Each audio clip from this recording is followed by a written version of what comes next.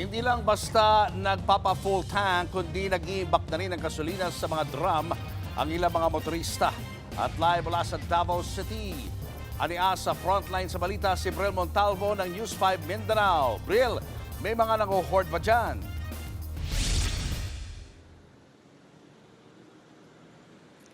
Julius, maagang nagpa-full tank ang mga motorista sa Davao City matapos ang nakaambang oil price hike. Bukas, ang ibang mga tsoper umaaray na rin dahil lugi na sa pasada sa pagsipa ng presyo ng gasolina. Mga container na ng gasolina ang binili ng isang construction company para kargahan ang kanilang mga mabibigat na kagamitan kaninang umaga sa Davao City.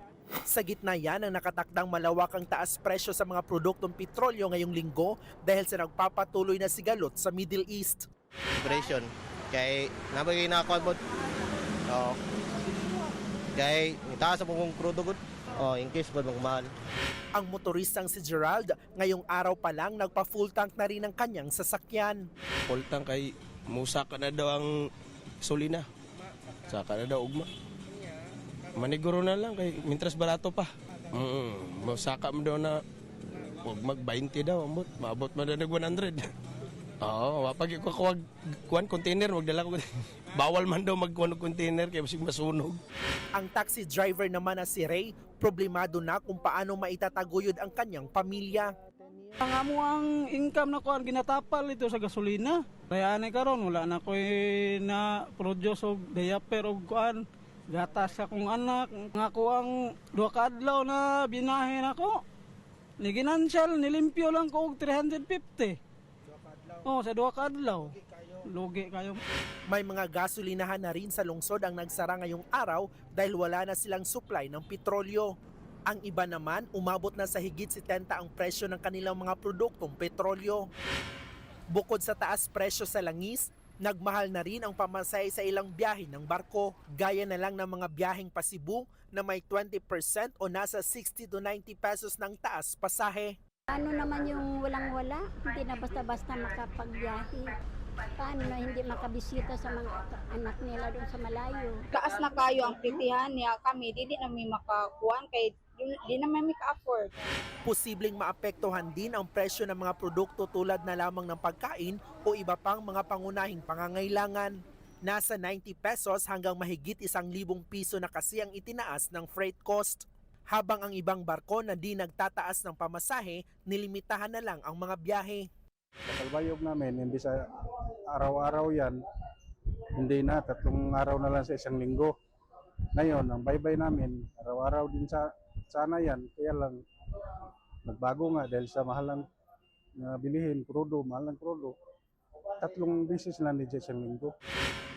Sa programang Ted Filon, DJ Chacha, sinabi naman ng Maritime Industry Authority o Marina na minomonitor nila ang galaw ng presyo ng petrolyo at ang epekto nito sa pamasahe.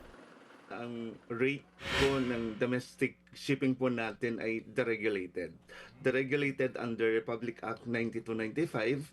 Ibig sabihin po ang ating mga domestic ship owners, may karapatan po sila na mag-set ng kanilang mga passenger or cargo rates. Any upward increase in passenger fare saka sa mga cargo mga rates po natin, kailangan po ng 2 weeks as required po ng batas bago po ito mag-take effect. Although we can act pag may nakikita po tayo na abuso.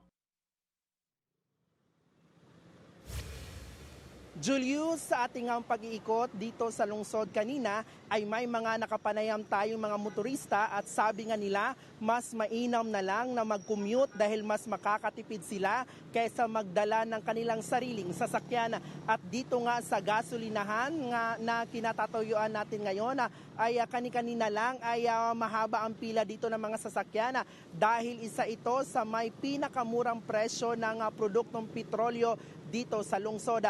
Ayon naman sa pamunuan dito sa gasolinahan, sapat pa ang kanilang supply ng mga produktong petrolyo. Balik sa'yo. Maraming salamat, Brel Montalvo. Mga kapatid, Julius Babaw po Para sa komprehensibo at makabuluhang balitaan at talakayan, mag-follow at mag-subscribe na sa social media pages ng News 5.